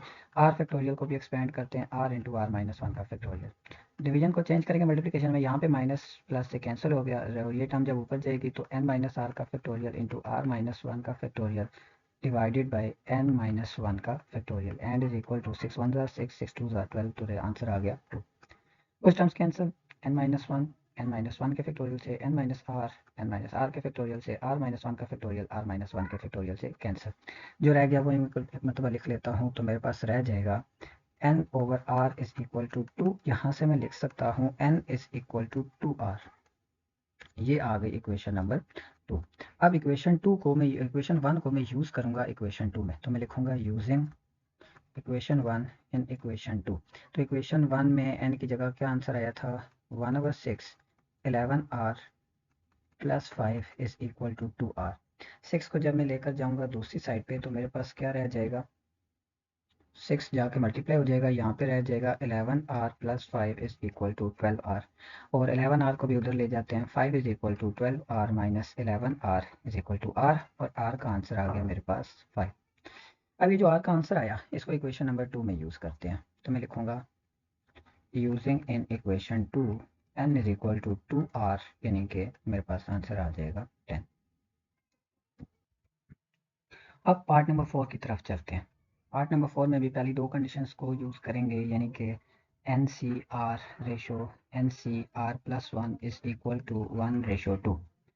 तो हम सबसे पहले फार्मूला पुट करते हैं n factorial over n minus are का फैक्टोरियल इंटू आर का factorial divided by n factorial over n minus are minus one का factorial into are plus one का factorial is equal to 1 divided by 2। n factorial आ गया as it is over n minus are के factorial को expand करेंगे n minus are into N minus are minus one का factorial into are का factorial as it is. Multiplication जब लिखेंगे तो सेकंड टर्म का रेसिप्रोकल हो जाएगा यानी कि n minus are minus one का factorial into are plus one के फैक्टोरियल को एक्सपेंड करते हैं तो r plus one into are का factorial and divided by n factorial is equal to 1/2। यहाँ तक लिखने के बाद कुछ टर्म मेरे पास कैंसिल हो जाएंगी n फैक्टोरियल से आर फैक्टोरियल से n minus are minus one का फैक्टोरियल इस टर्म से हो गया कैंसिल। तो जो टर्म रह जाएंगे वो मैं लिख लूंगा, मेरे पास रह गया r plus one over n minus are is equal to 1/2। Cross multiply करते हैं 2r plus two is equal to n minus r वाली साइड टर्म्स ले आता हूँ मैं एक साइड पे, तो यह आ जाएगा 2r plus r is equal to n minus two यानी कि 3r is equal to n minus two और यहाँ से r का आंसर आ गया 1/3 इंटू n माइनस टू। इसको नाम दे देते हैं इक्वेशन 1 क्योंकि ये इक्वेशन हमारे पास यूज़ होगी, इसको नाम दिया इक्वेशन 1। अब इसके सेकंड पार्ट को लेके चलेंगे और नेक्स्ट में लिखेंगे n C R plus two N C R plus one n C R plus two और 2 रेशो 3। सो सेकंड पार्ट में लिखता हूँ n C R plus one ratio N C R plus two is equal to 2 ratio 3। तो सबसे पहले सी की जगह उसकी वैल्यू लिखूंगा n factorial over N minus are minus one का factorial into are plus one का factorial divided by n factorial over N minus are minus two का factorial into are plus two का factorial is equal to 2 divided by 3। So अब यहाँ पे division को change भी करूँगा मल्टीप्लिकेशन में और ये भी देखूंगा कि अगर कोई फैक्टोरियल की हायर टर्म है तो उसको एक्सपेंड भी करता हूँ। N factorial as it is divided by n minus are minus one को मैं यूँ लिख सकता हूँ N minus are minus one into N minus are minus two का फैक्टोरियल आर प्लस वन का फैक्टोरियल एज इट इज आ गया। मल्टीप्लिकेशन में जब चेंज करते हैं तो सेकंड टर्म का रेसिप्रोकल हो जाता है n minus are minus two का factorial multiply by r plus two as it is into are plus one का फैक्टोरियल को एक्सपेंड कर दिया divided by n factorial and is equal to 2/3। यहाँ पे कुछ टर्म्स फिर कैंसिल एन फैक्टोरियल से n minus are minus two के फैक्टोरियल से आर प्लस वन वाली टर्म से कैंसिल हो गई, तो मेरे पास जो टर्म्स रह जाएंगी वो मैं लिख लूँगा। तो मेरे पास रह गया r plus two divided by n minus are minus 1, दूसरी तरफ है मेरे पास 2/3। अब करते हैं इसको क्रॉस मल्टीप्लाई। जब क्रॉस मल्टीप्लाई करेंगे तो यह आ जाएगा 3r+6 equal to 2n minus 2r-2। R वाली साइड हम एक जगह लिख लूँगा तो यह आ जाएगा 3r+2r is equal to 2n minus 2 minus 6 यानी कि 2n माइनस 8। और 3r+2r यह आ जाएगा 5r is equal to 2n minus 8। R की जो वैल्यू आई थी, इसको नाम दिया इक्वेशन 2। आर की जो वैल्यू आई थी इक्वेशन 1 में से, उसको यूज़ करेंगे इक्वेशन 2 में। तो मैं लिखूंगा यूजिंग इक्वेशन 1 और इक्वेशन 2। इक्वेशन 1 थी हमारे पास r is equal to 1/3 into N minus 2, ये वाली टर्म जो थी। So r is equal to 1/3 into N minus 2, 5 as it is, 1/3 into N minus 2 as it is, and is equal to 2n minus 8। 3 को दूसरी side ले जाते हैं और यहाँ पे 5 के साथ ब्रैकेट ओपन कर लेते हैं। 5n minus 10 is equal to 6n minus 24। n वाली साइड टर्म्स एक जगह, बाकी सब दूसरी जगह। -10 + 24 equals to 6n minus 5n। सो -10 + 24 का मतलब है 14 is equal to n। n का आंसर आ गया। अब रह गया r की वैल्यू, उसके लिए मैं इसी n को पुट करूंगा इक्वेशन नंबर 1 में। सो r इक्वल आ जाएगा 1/3 इंटू 14 माइनस 2 यानी कि 1/3 इंटू 12। और 1/3 इंटू 12 को जब मैं सिंप्लीफाई करूंगा तो मेरे पास आंसर आ जाएगा r इज इक्वल टू 4। अब इसके बाद है हमारे पास वर्ड प्रॉब्लम्स। वर्ड प्रॉब्लम्स में सबसे इंपॉर्टेंट जो चीज़ होती है वो ये देखना होता है कि जो क्वेश्चन दिया हुआ है ये परमुटेशन से रिलेटेड है या कॉम्बिनेशन से रिलेटेड है। दोनों में जो डिफरेंस है वो मैंने आपको इसी एक्सरसाइज के स्टार्ट में बताया था कि कॉम्बिनेशन में जो ऑर्डर है वो मैटर नहीं करता, लेकिन परमुटेशन में ऑर्डर मैटर करता है। अब यहाँ पे जैसे क्वेश्चन नंबर 5 है कि कहता है in how many ways can 11 players be chosen out of 16 if there is no restriction. कहता है कि आपके पास टोटल प्लेयर्स हैं 16 और उनमें से 11 प्लेयर्स को चूज करना है। चूज करने का मतलब ये कि आपने उनकी टीम बनानी है, यानी कि सिलेक्शन है। अच्छा, अगर अभी मैंने शुरू में भी बताया था कि अगर मेरे पास 3 बंदे हों ए बी सी और उनको मैं इस तरह लिखूं या इनको मैं बी ए सी लिखूं, सो टीम तो एक ही बनी, टीम तो अलग नहीं बनी। तो इसका मतलब कि यहाँ पे जो है वो ऑर्डर मैटर नहीं कर रहा। जब ऑर्डर मैटर नहीं करेगा तो हमारे पास यूज होगा कॉम्बिनेशन। टोटल प्लेयर्स है हमारे पास 16 जिनमें से चूज करने हैं 11, तो ये मेरे पास आ जाएगा 16C11। और 16C11 को जब मैं कैलकुलेटर में डायरेक्टली पुट करूंगा तो मेरे पास आंसर आ जाएगा 4368। लेकिन इसी के सेकंड पार्ट जो है उसमें उसने एक रिस्ट्रिक्शन दी हुई है, तो उस रिस्ट्रिक्शन के साथ देखते हैं कि हमारे पास क्या वैल्यू है। हाँ, तो उसमें वो कहता है कि a particular person is always chosen, यानी कि एक प्लेयर ने खेलना ही खेलना है। तो टोटल प्लेयर पहले थे 16 जिनमें से एक को फिक्स कर दिया, तो अब रह गए टोटल प्लेयर्स 15। पहले 11 को चूज किया था, अब एक ने तो फिक्स हो गया, तो अब हमारे पास सामने सिर्फ 10 को चूज करना है। तो 15C10, और जब मैं इसको कैलकुलेटर में लिखूंगा तो मेरे पास आंसर आ जाएगा 3003। तो यहाँ पे हमारा क्वेश्चन कंप्लीट हुआ। अब क्वेश्चन नंबर 6 की तरफ चलते हैं। तो क्वेश्चन नंबर 6 की अगर आप स्टेटमेंट पढ़ें तो कहता है out of 5 main and 3 women. आपके पास 5 मेन है और 3 वुमेन है, यानी कि टोटल आपके पास जो तादाद है वो 8 की है। A committee of 3 is to be form, एक कमेटी बनानी है 3 मेंबर की। अब अगेन कमेटी में जो बंदे शामिल होंगे इससे फर्क नहीं पड़ता कि उनका ऑर्डर किस तरह से हो, सो ऑर्डर डजंट मैटर। जब ऑर्डर मैटर नहीं करेगा तो हमारे पास कॉम्बिनेशन का क्वेश्चन है। In how many ways can it B form if at least one man is selected. अब यहाँ पे ये कंडीशन जो है एटलीस्ट वन मैन, इसका मतलब मैन जो है वो कैन बी 1, 2 और 3। 3 मैन हो सकते हैं, क्यों? क्योंकि कमेटी में टोटल तादाद ही 3 की है, 3 से ज्यादा मैन हो ही नहीं सकते। तो यहाँ पे कंडीशन जो हमारे पास आ जाएगी वो 3 तरह की आएगी। सबसे पहले वो कमेटीज देखते हैं जिनमें एक मैन होगा। एक मैन होने का क्या मतलब, आपके पास टोटल मैन कितने हैं? टोटल मैन है 5। 5 में से चूज करना है 1 को। और वुमेन्स कितनी है? वुमेन्स आ गई 3। वुमेन्स कितनी भी चूज करनी पड़ेंगी? 2। क्यों? क्योंकि कमेटी में टोटल मेंबर्स की तादाद होनी चाहिए हमारे पास 3।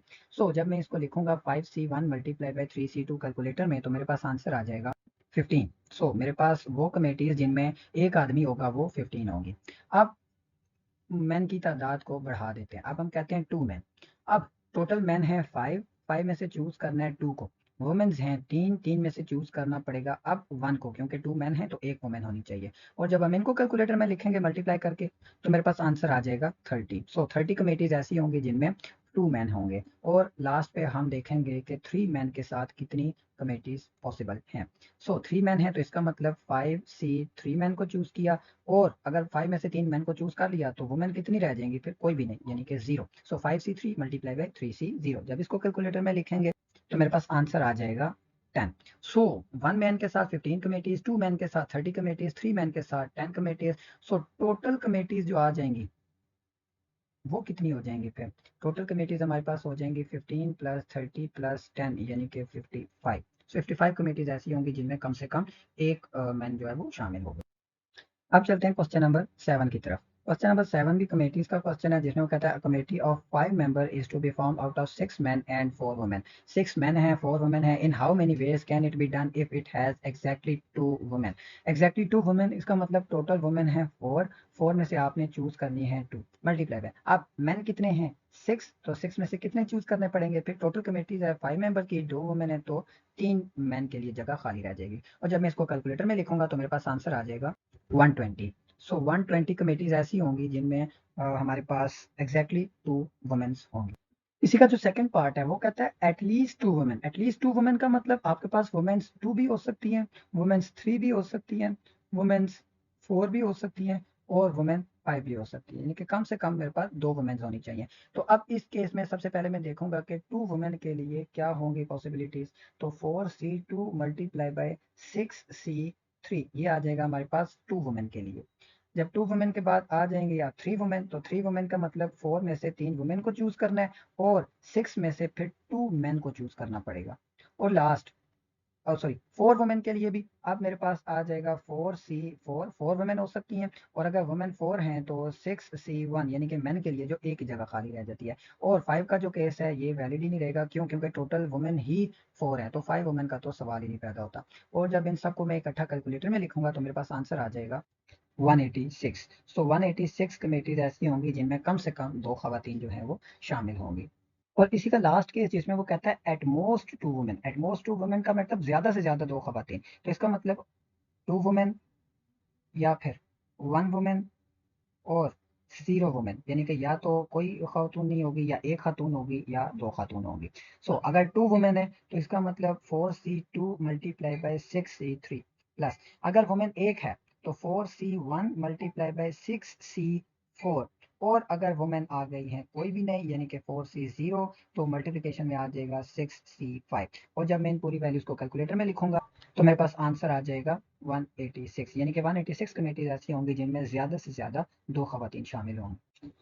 क्वेश्चन नंबर 8 में कहते हैं there are 10 points on a circle. एक सर्कल के ऊपर 10 पॉइंट्स हैं। कहता है find the number of lines and triangle that can be drawn. अब सबसे पहले क्वेश्चन परम्यूटेशन का है, कॉम्बिनेशन का है, तो मैंने लेट्स सपोज 2 पॉइंट्स ले लेता हूँ। मैं कहता हूँ ये पॉइंट ए है, ये पॉइंट बी है, तो ये एक लाइन आ जाएगी ए टू बी। जब मैं बी टू ए जाऊंगा तो क्या वो कोई नई लाइन आएगी? नहीं, बल्कि लाइन एक ही है। ए बी हो या बी ए हो, लाइन सेम है, इसका मतलब ऑर्डर मैटर नहीं करता। जब ऑर्डर मैटर नहीं करता तो कॉम्बिनेशन का क्वेश्चन है। अब पहले बात करते हैं लाइन्स की। टोटल पॉइंट्स हैं आपके पास 10, और लाइंस को ड्रॉ करने के लिए एट अ टाइम आपको 2 पॉइंट्स को यूज करने की जरूरत होती है। तो यहाँ पे मेरे पास आ जाएगा 10c2, यानी कि आपके पास 45 लाइंस ड्रॉ हो सकती हैं। जब बात आती है ट्राइंगल की, अब ट्राइंगल के लिए भी पॉइंट्स तो 10 ही है, लेकिन एट अ टाइम कितने पॉइंट्स को यूज करना पड़ेगा? ट्राइंगल में 3 पॉइंट्स होते हैं, 3 वर्टिसेस होती हैं। सो 10c3, और जब मैं 10c3 को कैलकुलेटर में लिखूंगा तो मेरे पास आंसर 120 आ जाएगा। सो 45 straight lines and 120 triangles can be drawn from 10 points. Question number 9 में कहता है find the number of diagonals in n sided polygon. N sided polygon में नंबर ऑफ डायगोनल्स बताने हैं। अब आपके पास टोटल पॉइंट्स हैं, पहले मैं टोटल स्ट्रेट लाइंस जो है वो ड्रॉ देख लेता हूँ। टोटल स्ट्रेट लाइंस कितनी होंगी? टोटल पॉइंट्स हैं n, और n में से एट ए टाइम 2 पॉइंट्स को यूज करना है। लेकिन ये जितनी स्ट्रेट लाइन हुई ये सारी की सारी डायगोनल नहीं है। फॉर एग्जांपल मैं अगर आपके पास कहूँ कि आपके पास 3 वर्टिसेस हैं, ये वो पॉइंट्स हैं, point A, point B, point C, तो आपके पास 3 साइड्स ड्रॉ हुई। सेम इसी तरह मैं अगर आपको कहूँ कि आपके पास जो नंबर ऑफ पॉइंट्स हैं वो अब 4 हो गया, तो नंबर ऑफ 4 के लिए आपके पास कितनी ट्राइंगल्स और कितने वर्टिसेस ड्रॉ होंगे? 4 पॉइंट्स में ड्रॉ करता हूँ, लेट्स सपोज ये 4 पॉइंट्स आ जाएंगे। सो एक पॉइंट ये है, एक पॉइंट ये है, एक पॉइंट ये है, और एक पॉइंट ये है, तो 4 पॉइंट्स थे तो 4 साइड्स आई। सेम इसी तरह यहाँ पे n पॉइंट्स हैं तो n साइड्स आएगी। सो डायगोनल्स कितने हो जाएंगे? जब हम तमाम स्ट्रेट लाइंस में से स्ट्रेट जो साइड्स हैं उनको माइनस कर देंगे तो मेरे पास जो भी आंसर आ जाएगा वो आ जाएगा मेरे पास डायगोनल्स। सो एन साइडेड पॉलीगॉन में कितने डायगोनल्स होते हैं? nc2 minus n। 10 की तरफ क्वेश्चन नंबर 10 में कहता है in how many ways a group of 10 girls be divided into 2 group of 3 and 7। तो अगर आप फोकस करें तो आपके पास टोटल गर्ल्स हैं 10, तो अगर मैं उनका एक ग्रुप बना दूं, 3 का बना दूं या 7 का बना दूं, दोनों में से लेट्स सपोज 3 का ग्रुप बना देता हूं, तो जो दूसरा ग्रुप बच जाएगा वो ऑटोमेटिकली 7 का हो जाएगा। यानी कि यहाँ पे मुझे 2 ग्रुप बनाने के लिए मुझे एक ग्रुप को पहले बनाना पड़ेगा। अगर मैंने एक ग्रुप बना दिया तो दूसरा ऑटोमेटिकली बन जाएगा। सो मैं 3 गर्ल्स का ग्रुप बना देता हूँ पहले, तो ये बनेगा 120 वेज में, और जो दूसरा ग्रुप बचेगा उसमें ऑटोमेटिकली कितनी वुमेन्स होंगी, कितनी गर्ल्स होंगी, 7 गर्ल्स होंगी। और यहाँ पे मेरा क्वेश्चन कंप्लीट हो गया। क्वेश्चन नंबर 11 में कहता है number of diagonals in n sided polygon is 35। Number of diagonals जो हैं वो 35 है, कहता है find n. Number of diagonals अभी हमने थोड़ी देर पहले देखा था, इक्वल होते हैं N c two minus n, और ये इक्वल है हमारे पास 35। एन सी टू का formula n factorial over N minus two का फैक्टोरियल इंटू टू का factorial minus n is equal to 35। N को ले जाते हैं दूसरी साइड पे, यहाँ पे एन फैक्टोरियल को एक्सपेंड करेंगे, n into N minus one into N minus two का फैक्टोरियल और divided by n minus two का फैक्टोरियल इंटू टू का फैक्टोरियल इज इक्वल टू, ये एन जाके दूसरी तरफ ऐड हो जाएगा, यानी कि 35 plus n. N minus two का फैक्टोरियल एन माइनस टू के फैक्टोरियल से हुआ कैंसिल, यहाँ पे रह गया n square minus n divided by two is equal to 35 plus n. Two जो है इसको भी जब दूसरी साइड पे मैं लेकर जाऊंगा तो ये भी जाकर मल्टीप्लाई हो जाएगा, यानी कि n square minus n is equal to 70 plus two n. बाकी दोनों को भी इधर ले आएंगे तो ये आ जाएगा n square minus n minus two N minus 70 is equal to 0।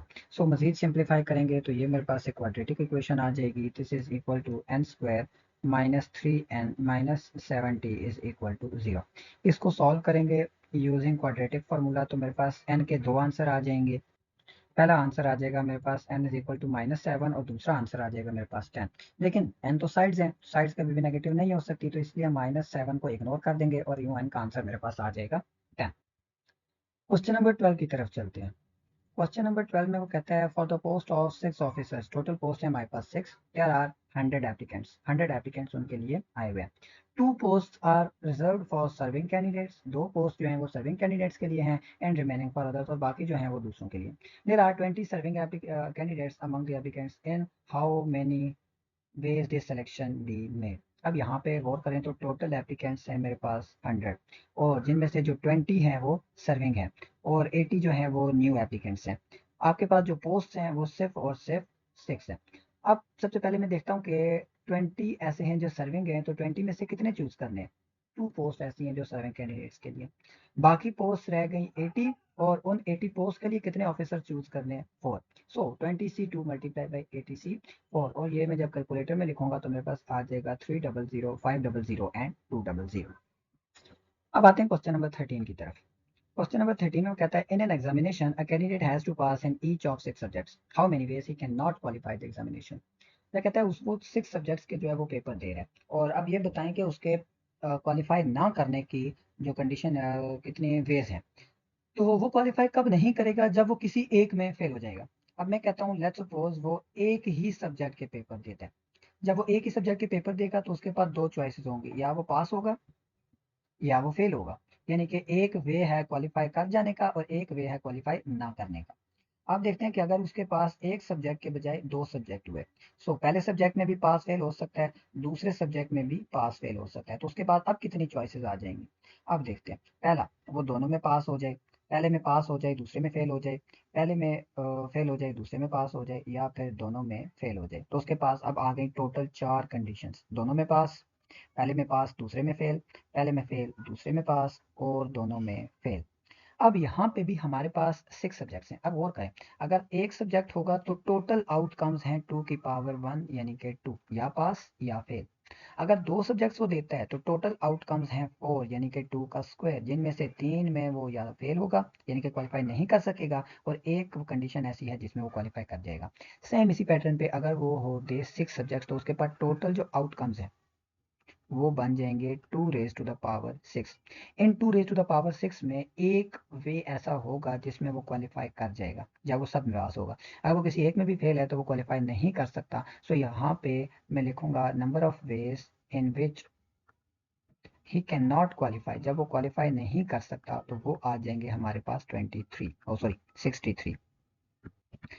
और अब हमारे पास है इस एक्सरसाइज का लास्ट क्वेश्चन, जिसमें वो कहता है question paper has 3 parts A B and C, each containing 8 question, हर सेक्शन में 8 क्वेश्चन है। If a student must choose 5 question from A 3 from B and C, in how many ways can he choose the questions. अगर आप गौर करें तो ए में भी 8 क्वेश्चन हैं, बी में भी 8 क्वेश्चन हैं, और सी में भी 8 क्वेश्चन हैं।